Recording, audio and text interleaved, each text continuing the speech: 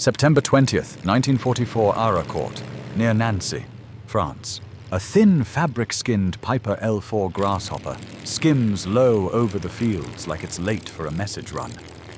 But down below, the ground is turning into a math problem that can get men killed in minutes. German armored vehicles are moving. US troops are trying to hold the line, and the window to stop a push like this doesn't stay open for long. The L4 isn't supposed to be here for this. It's an observation plane, a spotter, a liaison taxi. The kind of aircraft you send up when you need eyes. Not firepower because it has no armor, no speed to run, and no business being anywhere near a battlefield where rifles can reach it. And yet this one is carrying something the manuals never planned for bazookas bolted to the wing struts. The pilot is Lieutenant Colonel Charles Carpenter, Bazooka Charlie, and the people who saw his setup for the first time didn't call it innovative. They laughed. Because the idea sounds ridiculous on paper, take the slowest, lightest airplane in the area and turn it into an anti-tank attacker. If you're looking at doctrine, it's not just ridiculous, it's forbidden by intent. The Army restricts L4 grasshoppers to reconnaissance, artillery spotting, liaison work. That's the rule. That's the boundary. And boundaries exist for a reason. A single burst of small arms fire can tear through an L4 like it isn't there. But the battlefield doesn't care what an aircraft was designed to do. Here's the core problem on this morning in Lorraine. Armored vehicles don't give you time to negotiate with the rule book. When German tanks and other armored units start moving with purpose, you either disrupt them early, or you end up reacting too late, watching positions buckle. Watching roads get cut. Watching every delay turn into a bigger price paid by the guys on the ground. Carpenter is attached in support of the US Army's 4th Armored Division during the Lorraine campaign. He knows what his airplane is allowed to do. He also knows what happens if the enemy's armor keeps rolling without being checked. An L4 can spot. It can relay. It can correct fire. But sometimes the problem isn't we can't see them. Sometimes the problem is we can see them. And we still can't stop them fast enough. So Carpenter chooses the kind of solution that makes professionals shake their heads. He ignores the boundary and goes straight at the thing an L4 was never built to fight. The crazy idea is simple in words and insane in practice. Mount bazookas to the plane. Fly very low, and make attack runs against German armor so close that the enemy doesn't have to guess what you're doing. They just have to decide to shoot back. Because that's the other half of the problem. If the Germans even classify you as a threat, you're dead. A grasshopper can't shrug off damage. It can't trade hits. It can't tank anything. It survives on being overlooked. Carpenter is betting on surprise. On disbelief, on the split-second delay when the enemy sees a tiny observation plane and assumes it's only there to watch until it isn't. And before this day is over, that bet will produce a number that sounds like a Type 04 tanks knocked out in one battle. Not because the L4 suddenly became a fighter. Not because the rules changed, but because one pilot decided the rules were irrelevant to what was happening on the ground. If you want to see how a bazooka plane holds up when the enemy stops laughing and starts firing back, hit like and subscribe for more true WWII stories like this. Back to Carpenter. He brings the nose down until the hedgerows start rushing toward him. The target is armored German panthers, among it metal moving with confidence because it expects threats from the usual places. Carpenter lines up anyway. Knowing every yard he descends makes him easier to kill, and more likely to hit. Carpenter brings the nose down until the hedgerows start sliding past beneath the wings, and before you even get to the first rocket. The real fight starts inside his own side, the resistance, and the rules. Because the Army didn't build the Piper L4 Grasshopper to fight. It built it to see. The L4 is a floating set of eyes, slow, light, steady, meant to orbit above the front and turn what it spots into something useful. Artillery corrections, warnings, Liaison messages, the quiet coordination that keeps units from drifting into chaos. That's why commanders protect these little aircraft, and why the doctrine around them is so strict. Lose one. And you don't just lose a pilot. You lose the vision that helps everyone else survive. So the boundary is simple: stay out of direct combat. Don't mix it up at low altitude. Don't chase targets. Don't do anything that turns a fragile Bazooka plane into a magnet for rifles and machine guns. The Grasshopper has no armor to absorb a mistake, no speed to run from trouble, and no power to climb away if the enemy decides to take it seriously. A fighter can dive, fire, and climb back to safety. An L4 can't. If you get hit in the wrong place, you're not damaged, you're gone. That's why people laugh at the bazooka setup, not because it's a clever joke, but because it looks like a shortcut to a funeral. A fabric and wood aircraft with rocket launchers bolted to the wing struts sounds like a stunt, something you do once for morale, not something you do when German armor is actually moving. And the deeper objection isn't emotional, it's practical. If the enemy ever classifies you as a threat, you die. An observation plane survives largely because it's overlooked. Carpenter is trying to survive while doing the exact thing that makes an enemy stop overlooking him. Then there's the second layer of the problem, the weapon itself. A bazooka was designed for a soldier at close range, one shot. Then move. Tanks are hard targets even when you're on the ground. Aiming carefully, with your feet planted, from a tiny airplane.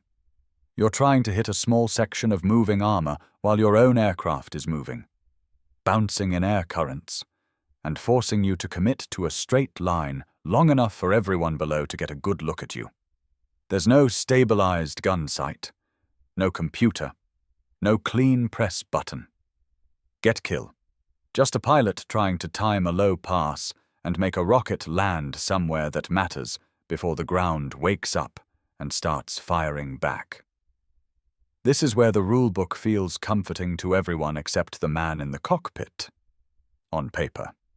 The correct play is obvious: stay high. Spot targets, call them in, let artillery or tank destroyers handle armor, but Lorraine isn't paper. Carpenter is attached in support of the 4th Armored Division, and he's watching the battlefield like a clock that's running down. Sometimes the problem isn't finding the tanks, it's stopping them fast enough. Armor doesn't give you time to debate process. When it starts moving with purpose, the distance closes fast, roads get cut, positions get isolated, and every delay costs somebody on the ground. So Carpenter makes a bet that doctrine doesn't quantify surprise buys seconds. German crews don't look up at a Grasshopper and think attacker. They think spotter. A nuisance, something to ignore until more urgent threats are handled. Carpenter is counting on that first heartbeat of disbelief, the moment when the enemy sees a tiny liaison plane and assumes it's only there to watch. He's trying to turn that disbelief into a window, one low pass, one shot, one pull-up before every rifle and machine gun swings toward him. But the same logic makes his plan brutally time-limited. The first run might catch them off guard. The second run is when they start shooting. The third run is when they start aiming. And once the Germans understand what he's doing, the laughter stops, and the aircraft that used to be ignored becomes the aircraft they hunt. That's the resistance not just from skeptical officers or the official mission definitions, but from physics, from lethality, from the simple fact that an L4 can't afford to be brave in the way a fighter can. Carpenter's crazy idea only works if he stays low enough to hit, but not low long enough to die threading a needle where the margin is measured in seconds. Under the low ceiling over Arracourt, Carpenter's Bazooka Plane looks like the worst idea on the battlefield. The fog is thick enough to hide an armored column until it's already in motion. If you can't see tanks, you can't spot them cleanly. And if you can't spot them, the L4 is reduced to what the rulebook always said: it was a fragile liaison kite with nothing to contribute except radio calls. Then the weather cracks open just enough to show what's really happening below German armor, moving with intent. This is the kind of movement that doesn't wait for paperwork or perfect coordination. Once tanks start pushing through gaps, the timeline compresses, a problem turns into a breakthrough fast, and everyone on the ground pays for every minute you lose. The doctrinal play is obvious: stay high. Observe. Report, call in fire, let heavier assets do the killing. Carpenter chooses the opposite. He drops the nose and commits to the one thing an L4 was never meant to do. He goes low enough to place a shot. Not just describe a threat. From the ground, the grasshopper still looks harmless. That's the point. It's slow, light, and so out of place in a direct fight that the first instinct isn't panic, it's dismissal. But under the wings are bazookas mounted to the struts, improvised. Crude, and completely wrong for the aircraft. The first attack run is a pure gamble in geometry and nerve. To fire, he has to fly straight long enough to line up, which means he has to stay predictable long enough for every rifle on the ground to track him. He can't outrun anything. He can't absorb a hit. His only protection is the enemy's hesitation, the split second where German crews see a tiny spotter and don't immediately treat it like a threat. A rocket leaves the wing and vanishes into the chaos below.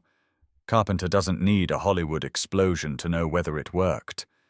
He's looking for a battlefield signal, a vehicle stopping when it shouldn't, smoke where there wasn't any, crews bailing, a formation stuttering, a disruption, proof that the idea isn't just funny, proof it's functional. That proof comes quickly enough to change everything. In the same fight, he gets credit for knocking out an armored vehicle in early. Undeniable result that says this setup can damage real targets in real combat. It's not the headline number yet, but it's the first receipt. And it's more important than people realize, because the moment that receipt exists, the enemy adapts. Up to that point, an L4 could sometimes survive because it wasn't worth the effort. After that first success, Carpenter becomes worth the effort.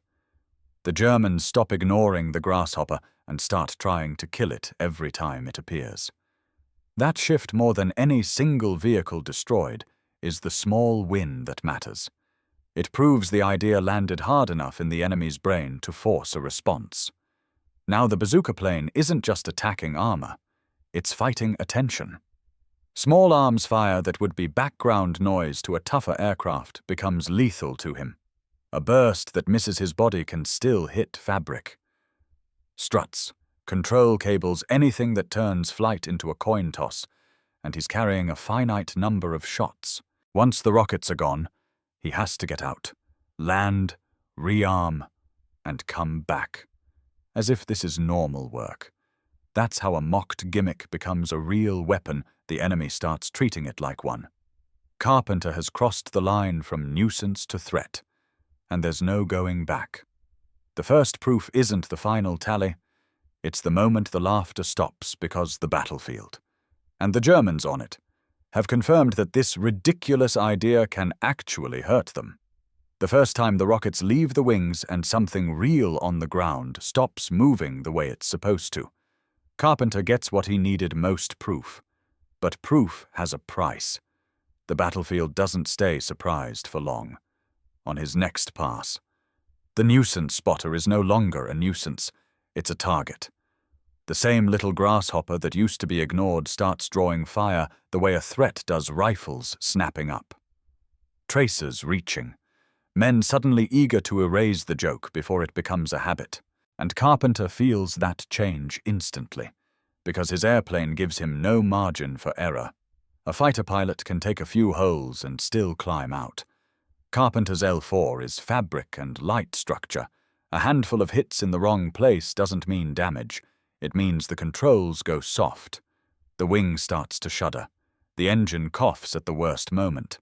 The aircraft becomes a falling lesson in why the doctrine existed. So he adapts. Fast, he stops treating the run like a clean, straight line and starts flying it like a street fight, using terrain, using timing, using the fact that the enemy has to believe in the threat before it can organize against it. He comes in lower, then breaks away sooner. He shifts his approach so the ground gunners have less time to track him. He forces the Germans to keep re-aiming, and every second they spend trying to solve his angle is a second their armor isn't doing what it came here to do. That's the escalation nobody sees from the outside. People imagine the crazy part is bolting bazookas onto a grasshopper.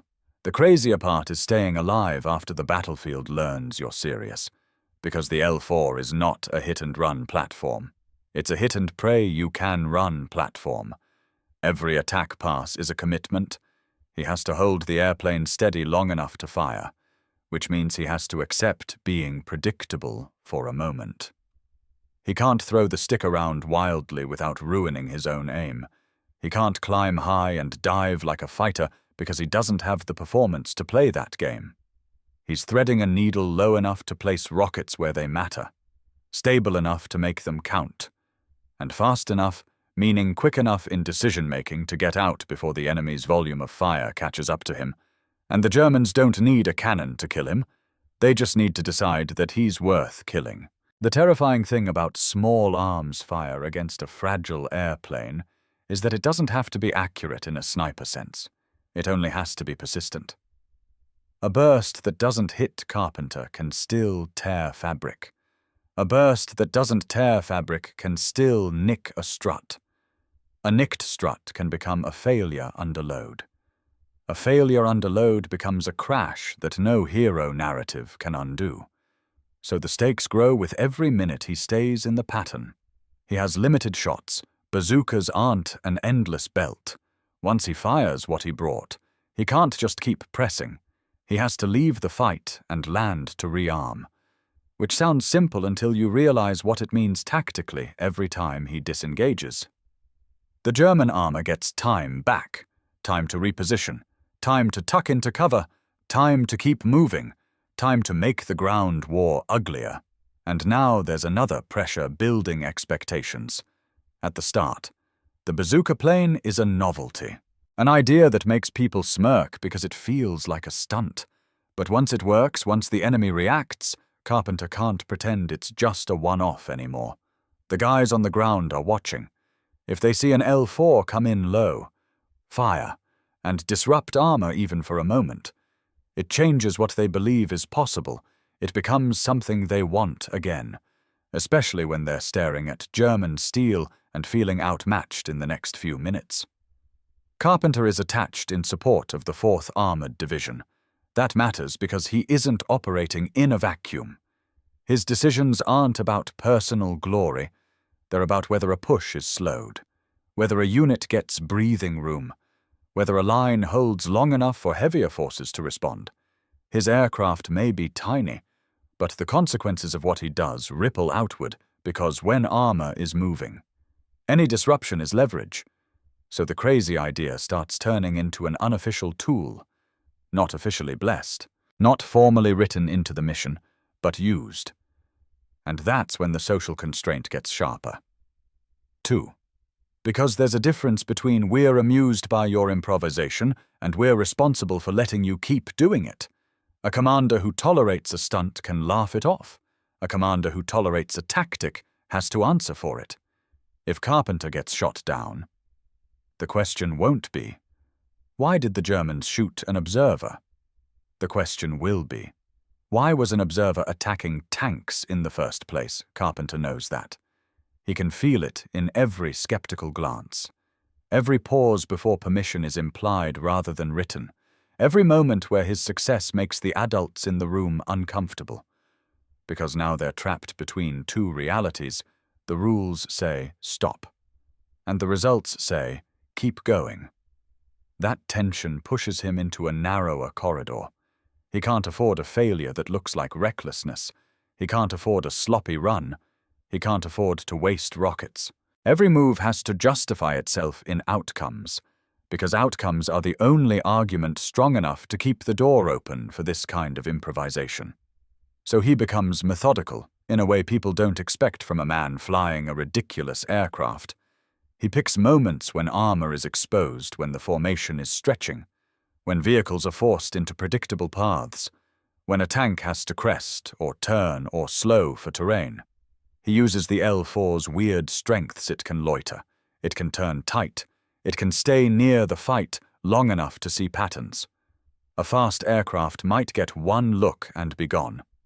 Carpenter can hover at the edge of danger, watching long enough to choose the best chance he'll get. But loitering has a cost now, because the enemy is looking for him. The longer he's around, the more time German gunners have to coordinate. The more time they have, the more disciplined the fire becomes.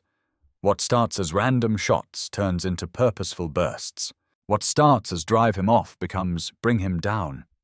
And you can hear the escalation in the way the sky feels. The air isn't empty anymore. It's full of intent. Carpenter keeps coming anyway. Not because he believes he's invincible, but because he believes the window is closing. Armor fights are decided by momentum. If the German push keeps its rhythm, the ground takes damage that can't be reversed easily. Carpenter's job, as he sees it, is to break that rhythm, force a pause, force a turn, force a crew to button up and hesitate. Even a small hesitation can buy the ground troops time to reposition, time to get guns into place, time to turn a scramble into a stand. That's what makes the stakes bigger. He's no longer proving a concept. He's being used as a wedge in a real fight. And the more he succeeds, the more dangerous it becomes, because the enemy's attention hardens around him. The grasshopper stops being a punchline and starts being a problem. By the time the day's fight is leaning toward its decisive moments, Carpenter is operating in the most unforgiving space a pilot can choose: low, slow, exposed, and now expected. The Germans know he's coming. His side is quietly hoping he does. He's running out of the one resource that kept him safe at the start: disbelief. Which means if he's going to keep this working, he needs something else: better timing, cleaner runs, and a willingness to press in close enough to matter even when every gun below is finally treating him like a real attacker. And that sets the stage for what happens next when Carpenter doesn't just disrupt armor, or scare crews, or notch a small victory. He goes after the kind of result that forces everyone, friend and enemy, to stop calling it a joke. By the time Carpenter circles back for the run that matters, the battlefield has changed its posture. The first proof is gone. The laughter is gone. And the one advantage a slow observation plane normally has being ignored is evaporating minute by minute. Down below, German armor is doing what armor does when it smells a seam. It presses. It probes. It turns movement into pressure. On the ground, pressure has a way of spreading. One unit leans back. The next one has to cover more space. And suddenly you're not fighting a neat line anymore, you're fighting the clock. Carpenter understands the ugly truth of that kind of fight. A tank doesn't need to win in the cinematic sense, it just needs to keep rolling until everyone else is forced to react. If the German formation keeps its rhythm, the Americans are stuck playing defense with their hands full. If that rhythm breaks, if crews hesitate, if vehicles stop, if the advance stutters, then the ground has time to reorganize. That's what Carpenter is trying to buy. He drops low again, not because it's dramatic, but because that's where a bazooka has a chance to matter. High and safe is good for observation. Low and exposed is the only place this crazy idea can actually do anything to steal. And now the Germans are looking for him. That changes the feel of everything. The air around the grasshopper stops feeling like empty space and starts feeling like a place where intent lives. He can sense it in the way heads turn, in the way weapons track, in the way a vehicle that was focused forward suddenly seems to angle, like it's trying to solve him. The first pass of the climax is not a heroic charge. It's a controlled, deliberate line. Carpenter knows he has to keep the airplane steady long enough to fire. And he knows every second he stays steady is a second he can be hit. So he does it anyway. He lines the nose up on an armored vehicle that isn't just there, but exposed enough that a hit could actually count. He commits, fires, and breaks away as fast as the little aircraft will let him, because the instant the rockets leave the wing, the ground's reaction sharpens. You can feel the enemy's mindset change when something they didn't respect becomes a problem. There's a difference between random shots and purposeful fire. Random shots are annoyance. Purposeful fire is a plan. Carpenter sees the result of that first run in the only way he can. The target stops behaving like a machine that's still in the fight. It stalls, it smokes, it draws frantic movement, and in the middle of a battle where armored vehicles are supposed to keep pushing, a stop like that is a big deal. That's one. The number matters, but the consequence matters more. One disabled or destroyed tank isn't just a tally mark, it's a disruption in formation. It's a moment where German crews have to look sideways instead of forward. It's a split in attention, and attention is the battlefield currency Carpenter is trading in. He swings around for a second pass knowing it's going to be worse. Not because the Germans have better weapons, but because they've accepted the threat. The disbelief window is closed. Now it's just exposure. This second run is where discipline starts to appear from below. He has less time before fire comes up, less time before tracking becomes accurate, less space to make mistakes. He stays low enough to keep the shot plausible. He holds steady long enough to fire. The rockets go, and he pulls away again. Hard, because staying in the lane any longer is how a slow plane dies. And again. Something on the ground changes in a way it shouldn't if the Germans are in control. Another armored vehicle stops moving like part of an advance and starts moving like an emergency. That's two. Now it's no longer an odd moment. It's a pattern. You can imagine what that does to German crews. Tanks are built to dominate the ground fight. They're trained to fear mines. Artillery, other tanks, dedicated attack aircraft, things the mind naturally recognizes as threats. A tiny observation plane is not supposed to be on that list. When it starts taking vehicles out of the fight, it creates a psychological jam.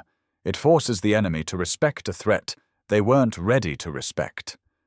And respect, in this case, means shooting at him with everything they can.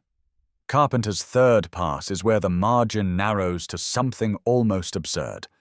The grasshopper is still slow, still light, still unarmored. But now the battlefield is actively trying to erase it.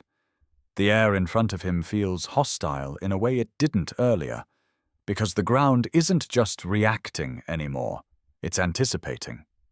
He has to choose his moment. He can't waste a run on a target that's partially hidden or already moving into cover. He's not a bomber dropping a pattern. He's a pilot taking a low shot with a weapon never designed for aerial work. If he's going to risk a straight line under fire, it has to be for a payoff that changes the ground fight. So he commits again. He comes in low, lines up on armor that's still trying to push, and fires. This time, the reaction below is immediate and violent. The Germans aren't watching him anymore. They're trying to kill him. Tracers reach up. The air around the cockpit becomes a place you don't want to linger. Carpenter does not linger. He breaks away the moment he can.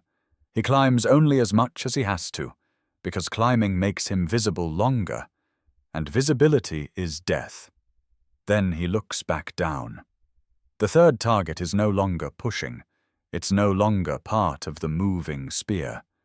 It's out of rhythm smoke. Confusion. A sudden absence of forward motion where there should have been momentum. That's three. At this point, the logical brain in any headquarters would tell him to stop. 3 tanks is already an insane result for an aircraft that isn't supposed to be firing anything at all. 3 tanks is already more than enough to prove the concept. But Carpenter isn't flying a concept. He's flying a mission shaped by necessity. And necessity doesn't care what's enough. It cares about what's happening next. The German formation is still there. The pressure hasn't vanished. The ground still needs time. And Carpenter knows something that defines people who change outcomes under stress once you've crossed the line into the fight. You don't get to pretend you were just visiting. So he goes back in for a fourth pass, the one that turns the story into the number in the title. This run feels different, because now the enemy expects him. There's no surprise left to spend. The only thing left is execution. Timing. A clean line. A quick shot. An even quicker exit. He drops in low again. The little L4 is almost offensively fragile compared to what it's attacking, like a paper thing daring steel to flinch. But it doesn't win by being tough. It wins by being underestimated for just long enough to land damage where it counts. Carpenter holds the aircraft steady, fires, and breaks away through a curtain of return fire that's no longer confused. It's focused. It's the battlefield doing what it always does once it learns. And then down below, another tank stops being part of an advance. That's four. 4 tanks in one battle, taken out of the fight by a pilot in a slow observation plane that wasn't supposed to fire a single shot at anything tougher than a radio antenna. The number isn't just a brag. It's an operational fact.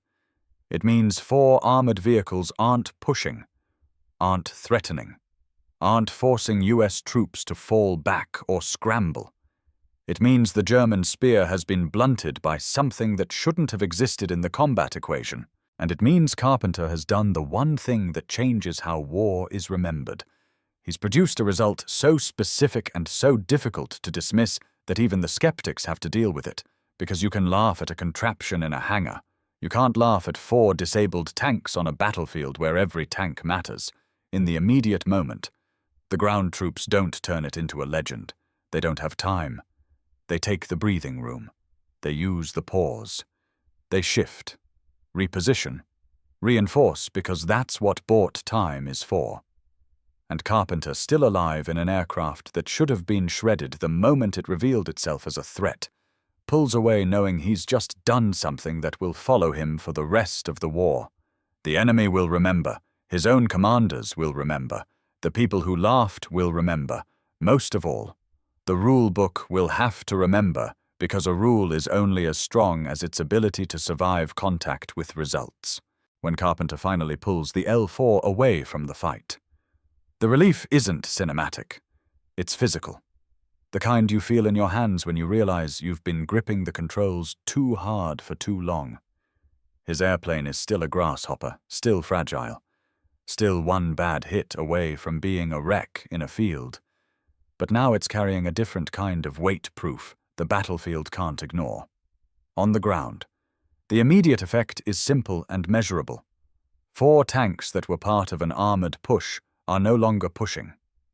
They're burning, disabled, or abandoned, whatever the exact condition in each case. The result is the same. The German formation loses momentum at the exact moment momentum matters most. Armor thrives on rhythm. It's a machine designed to keep moving forward while everyone else scrambles. When vehicles stop, crews hesitate. When crews hesitate, units bunch up. When units bunch up, they become easier to hit and easier to delay. Carpenter hasn't won the battle by himself, but he has done something tactically valuable. He has forced time back onto the American side. That's what 4 tanks really means in a fight like this. It means 4 crews aren't advancing. 4 guns aren't bearing down on the next position. 4 armored silhouettes aren't forcing US troops to relocate under pressure. It means a column that expected to be threatened only by the usual killer's artillery. Tank destroyers. Other tanks has been forced to deal with a threat it never planned for. And that kind of surprise doesn't just break vehicles. It breaks assumptions, which is often the first crack in an offensive. Then the numbers start to follow him beyond that day. The big story people remember is Arracourt, but the war doesn't stop there. Carpenter keeps flying, he keeps pushing the boundary, and by war's end, he's officially credited with destroying 6 tanks. That tally matters because it's not a rumor, not a bar story. It's an institutional number attached to a man flying an aircraft that doctrine never intended to be an attacker. 6 tanks doesn't sound like much compared to a bomber's tonnage. Until you remember what platform did it. An unarmored observation plane wasn't supposed to destroy 1 tank. Ever. And that's where the doctrine shift shows up, not as a formal announcement that rewrites the manuals overnight, but as a behavioral change. Once commanders see results, they stop treating the idea like a joke. They may not love it.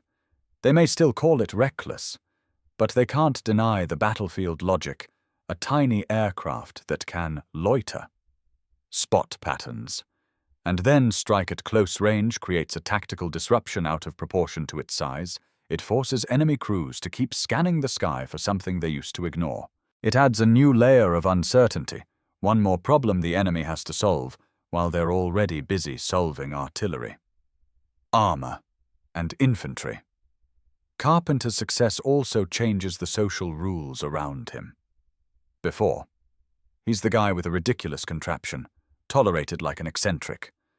After, he's the guy people quietly want overhead when the next armored threat appears, because once you've seen a non-threat take real steel out of a fight, you never look at the same little airplane the same way again. The mockery doesn't vanish because everyone suddenly becomes kind. It vanishes because the number is too clean to laugh at.